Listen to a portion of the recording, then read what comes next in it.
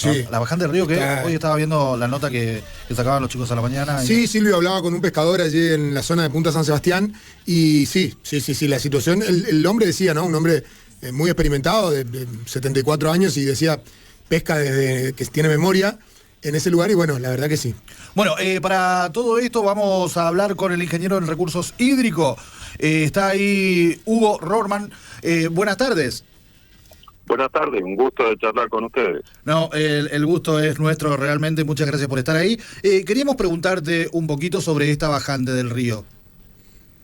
Sí, por segundo año consecutivo se está dando una bajante excepcional del río Paraná, en nuestras costas. Ya nos había sorprendido el año pasado, claro, con valores muy bajos, que hacían más de 50 años que no se daban. O sea, es cierto lo que dice este pescador. Claro. Desde el año 68, 70, que no se registraban valores tan bajos, y por eso nos llamó poderosamente la atención. El motivo es muy claro, o sea, la ausencia de lluvia o muy poca lluvia, especialmente en la zona brasileña, que ahí es donde está el corazón de generación de caudales del río Paraná por segundo año consecutivo. Todos los estados del sur de Brasil están en emergencia agropecuaria, están racionando el agua, y esta situación, lo más crítico no es lo que estamos viendo ahora, sino la otra pregunta, que es decir, bueno, ¿hasta cuándo va a durar esta bajante? Y en ese sentido, el pronóstico no es bueno. Para tener una idea, la parte más lejana de la cuenca brasileña tardan un mes en llegar al puente General Belgrano. Y en ese último mes las lluvias fueron muy pocas, o sea que ya se sabe que de acá hasta el 20 de julio las perspectivas son a que siga con estos valores o que baje más todavía. Y ahora, sí. Ingeniero, lo estamos escuchando y por supuesto es obvio que lo primero que uno analiza es cómo nos afecta a nosotros esta situación. Ahora, ¿cómo afecta a los peces, a la flora que nosotros hoy pasamos, y lo que antes eran los llamados bancos de arena? Hoy se ve que hay vegetación, que ya es casi parte de la tierra con pasto, digamos. ¿Cómo reacciona el hábitat natural a esta situación? Sí, el impacto sobre los peces es uno de los varios que está causando esta bajante.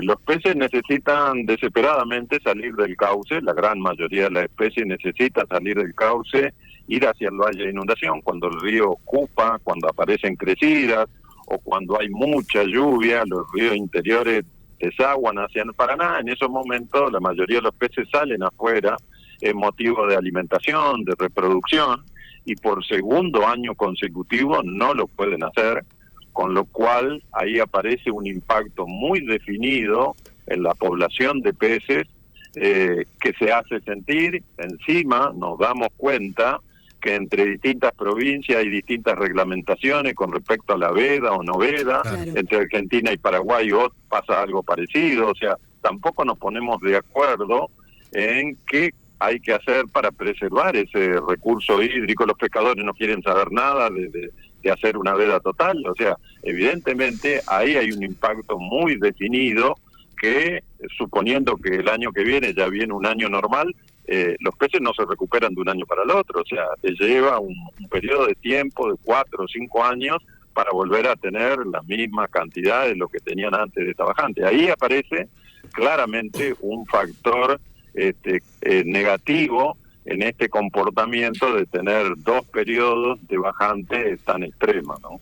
Bueno, usted ahí está tirando por tierra algo que se había dicho ya en estos días con respecto a que pudiera ser que cuando vuelva todo el cauce a su rumbo, digamos, genere un efecto rebote que lleve al agua a subir demasiado ya. Entonces usted dice que viene un año de agua normal, digamos. Y volvemos a la normalidad. Para ponerlo en contexto, sí. Estamos rogando que a partir de la nueva temporada de lluvia, que por suerte en Brasil empieza antes, en agosto, septiembre, acá en nuestra zona es octubre, claramente el mes donde las lluvias se vuelven a hacer presentes, sí, que por lo menos sean normales.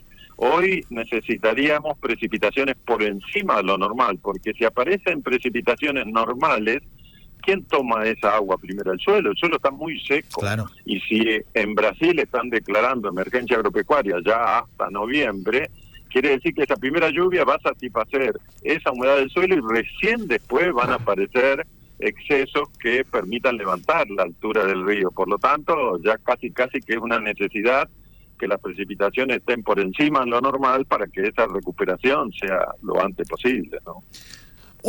La última de mi parte, ingeniero, ¿esta es algo que va a venir para instalarse, estas sequías, con respecto a todo el daño que le hicimos nosotros al ecosistema en su momento y demás? Mi opinión, bueno, uno ahí recurre un poco a la historia. Por suerte, en Corrientes, en Barranquera, se comenzó a medir, tenemos altura de principios del siglo pasado, o sea, hay casi 120 años de historia, y cuando uno mira los registros aparecen años similares a esto, con niveles del río Paraná mucho más bajos que el que estamos teniendo actualmente. Para dar un ejemplo, en 1944 el río alcanzó 80 centímetros por debajo del cero. O sea, ¿y hoy cuánto tenemos? Y 30, 40, o sea, 1,10 metros, 1,20 metros más abajo que el actual. Y fueron 2 años seguidos, fue 1944 y 1945. Después más cerca, y por eso uno recuerda y dice hace 50 años que no se daba eso, en 1968, 69 y 1970 hubo 3 años consecutivos con valores alrededor de 0 metros. Entonces, en la historia esto ya pasó. Lo que no se sabe si va a ser 2020-2021 nomás, o 2022 también, o los ciclos meteorológicos hacen que esta sequía, especialmente en esta zona de Brasil, se termine y comience a aparecer años normales o por encima de lo normal, que es lo que uno ve a lo largo de la estadística de funcionamiento del Paraná, ¿no?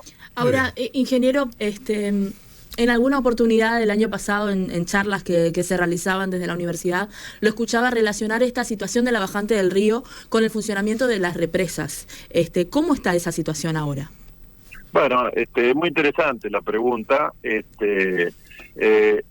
Se muestra muy claramente que desde que se construyeron las represas, el nivel del río Paraná, los niveles mínimos ascendieron 1 metro, 1,5 metros. O sea, por eso llama la atención este valor tan bajo. Desde 1970 hasta el 2020, el valor más bajo había sido 1,20 metros. Y en la historia, en los principios, desde 1900 hasta 1970, los valores más bajos siempre estaban alrededor del 0. O sea, hubo un incremento y es razonable. ¿Por qué? Porque las represas, una vez que tienen el almacenamiento útil, en estos momentos de sequía siguen erogando agua, siguen generando energía hidroeléctrica. Para Brasil eso es muy importante. El año pasado las represas en general tenían un 70% de almacenamiento útil. Que es un segundo año consecutivo de sequía, están entre el 30 y el 35%. O sea, no tienen más volumen para seguir erogando y por lo tanto comienzan a entregar menos caudal.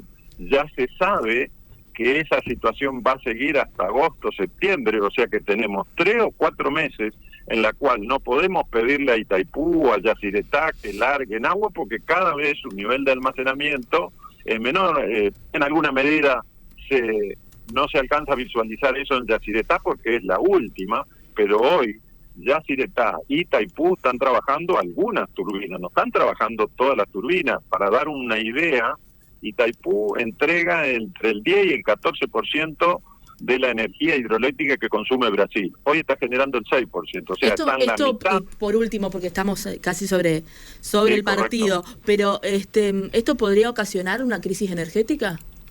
Sí, en Brasil evidentemente sí, eso ya se está vislumbrando. En líneas generales, la hidroelectricidad en Brasil aporta el 70-75% y hoy están generando el 60%, tienen que cubrir con otras fuentes térmicas, por ejemplo, que son mucho más caras y por lo tanto eso ya es un problema. Y a su vez, si uno mira la historia, el nivel más bajo de los embalses es hacia agosto, septiembre, octubre, que es cuando aparecen las lluvias y ahí se vuelven a recuperar. Entonces ya saben, hoy parado en junio, que quedan 3 meses en la cual la producción de energía hidroeléctrica va a ser la mitad o menor de la que se está generando ahora. Muchísimas gracias, ingeniero. No, un gusto y que tengan muy buena tarde. Hasta luego. Igualmente.